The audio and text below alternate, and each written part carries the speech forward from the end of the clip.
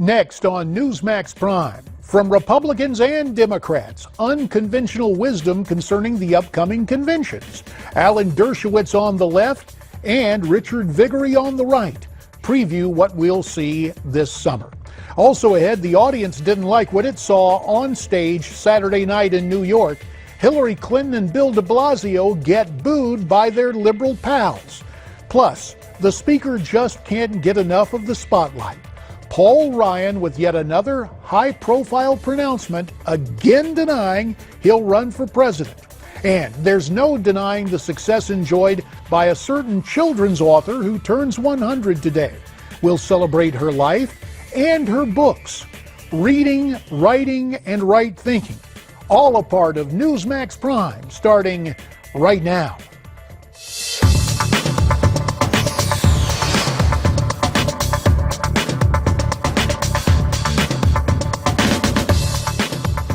Good evening and welcome to Newsmax Prime. I'm J.D. Hayworth. Of prime interest tonight, unconventional conventions. This summer, both Republicans and Democrats could face controversy when their respective conventions convene.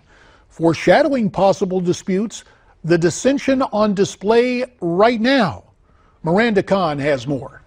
JD, after taking a lower profile for a few days, Mr. Donald Trump has come out swinging against what he sees as a rigged system loaded against him, as he says he witnessed firsthand in the Colorado election process. And last night at a huge rally in Albany, he continued to beat that drum, accusing the media now of being a part of the anti-Trump conspiracy while hammering his message home.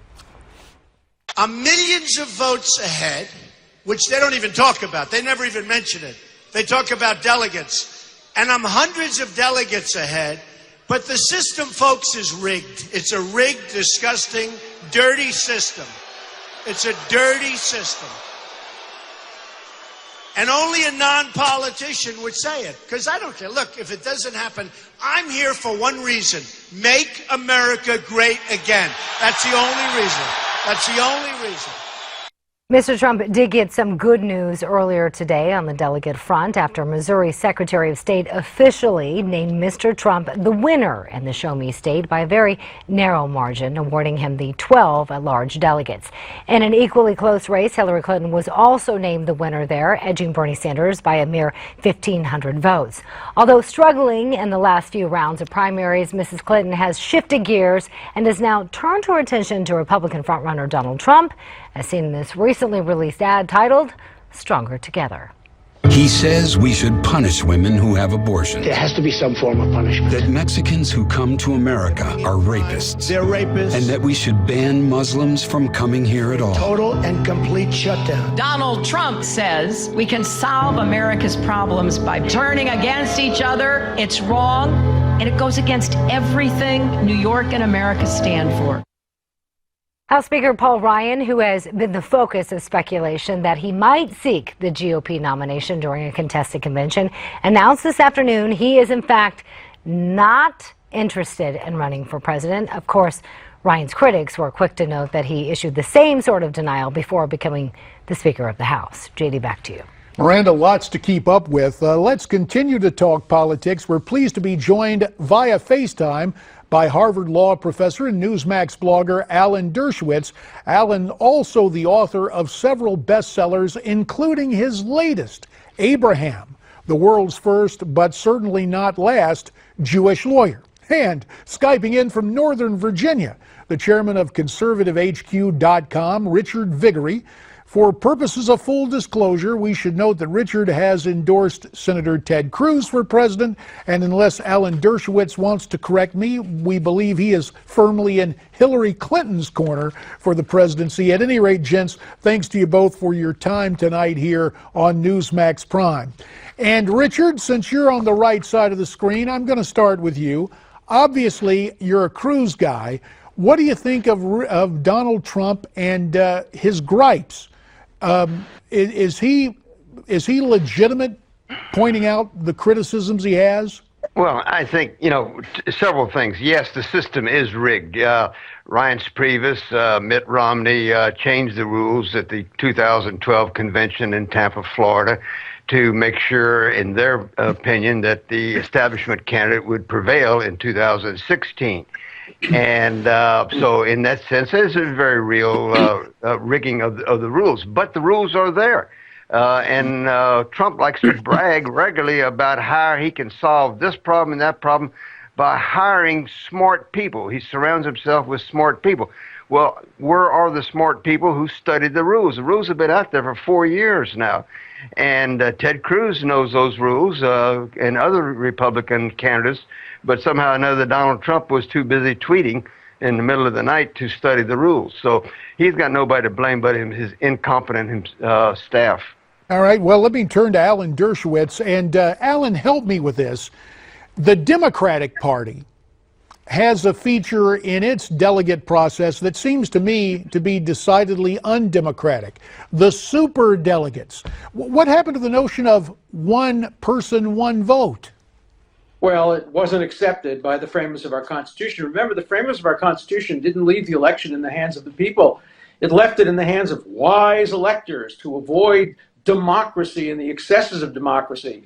So why should there be any complaints about superdelegates who are essentially the wise old members of the party who will bring some sanity to kind of the democratic process? Look, we don't have a pure democracy. We never have. It's a republic, and a republic has elements of democratic notions in it and also elements of elitism. And it's not surprising that both parties have some elements of party leaders, smoke-filled rooms, what's best for the party, will decide, top-down rather than bottom-up. It's a compromise. First time I've ever heard the superdelegates compared to the Electoral College constitutionally. Counselor, we'll let you stick with that argument for right now. You know, Donald Trump, Richard, has an uphill battle, including billionaires who are lining up determined to try and keep him from winning the GOP nomination, pumping dough into ground operations across the country to gain delegates. One such group is called Our Principles PAC. Let's take a look at their latest anti-Trump ad. How much do we really know about Donald Trump on health care? Everybody's got to be covered. Universal health care. I am going to take care of everybody. Well, who pays for it? The government's going to pay for it. On gun control. I hate the concept of guns. I'm not in favor of it. Trump even once said, eminent domain is an absolute necessity. I think it's a wonderful thing. Even if they don't want to sell. Even if they don't want to sell. So Our Principles, that PAC has apparently paid $4 million plus to a group of consultants in D.C. to get out that anti-Trump message. But I'm just curious, Richard, in your long career in conservative politics and within the Republican Party, have you ever seen the establishment so galvanized against a frontrunner? Well, yes, I have, quite frankly. In 1964, I was there when Barry Goldwater challenged the Republican establishment leaders and prevailed. And they took their revenge in November. Many of them worked actively to defeat the Republican candidate. So there's some precedent on this. It doesn't happen often. Usually the reason it doesn't happen, JD, is because the establishment prevails. And, you know, Trump is a wave of the future, perhaps, in the sense of things are disrupting American politics. And you see it on the left with Bernie Sanders. I think that going forward, American politics is never going to be the same. Well, it's interesting you mentioned Bernie Sanders. That takes me back across the aisle to Alan Dershowitz. Alan, earlier we saw Hillary's attack ad focused on Donald Trump. Now, I'm just kind of curious, from your purview, is that psychologically smart? Is it politically smart concentrating on Trump right now when she's still got a fight with Bernie Sanders? Well, I think she wants to look presidential. She wants to look like the candidate who's ready to take on whoever the Republicans put forward. Bernie Sanders would do to the Democratic Party what I think Trump would do to the Republican Party, and what, in fact, Goldwater did to the Republican Party. Sanders would win, 2 or 3 or 5 states. He is not a candidate who can ever become a president of the United States, not only because of what he stands for, but who his supporters are.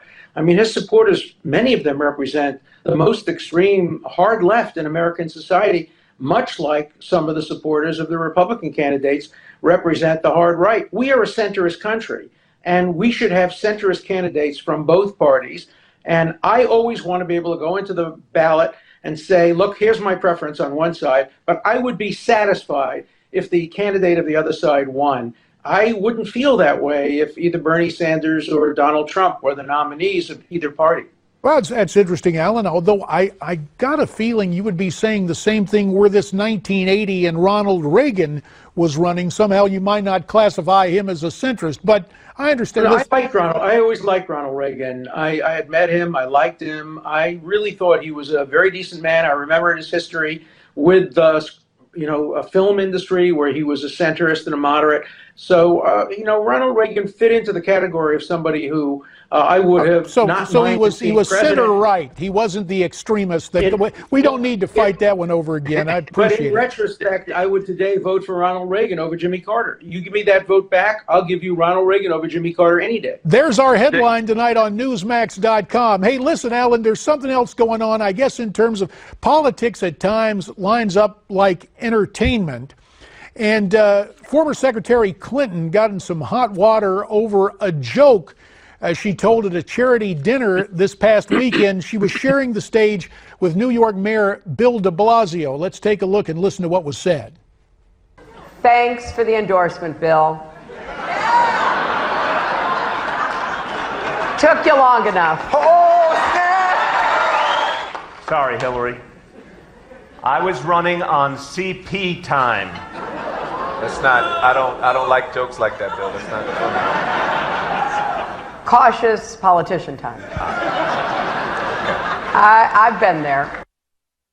So what about that? Is it dangerous to try and joke in that kind of context, especially given what happened with Bill Clinton and that dust up with the Black Lives Matter people last week? But Hillary got herself out of it. She gave new words to those initials. Look, every ethnic group has the same joke. I hear it all the time. Oh, it's Jewish time. Oh, it's Cuban time. Oh, it's Puerto Rican time. Oh, it's Greek time. You hear it about every possible ethnic group. It's just not right to be in the political domain, but it's not a terrible thing. It's not unique to any one ethnic group. Every ethnic group tells it about itself. And as long as you tell it about yourself, you're in good shape. When you start telling it about other people, that's when you have to worry a little bit. So in other words, very quickly, Richard, very quickly. Let me just say that conservatives have felt for a long time liberals don't have much of a sense of humor, and I think we saw an example of it there. Okay. Another quick headline is I agree with most everything I heard the professor say today. Wow. Well, listen, shocked. that's good to know. And one thing about it, guys, I think I'll stay on the hot water. We're on TV time. We're out of it right now. Thanks for your time. Back with more after this.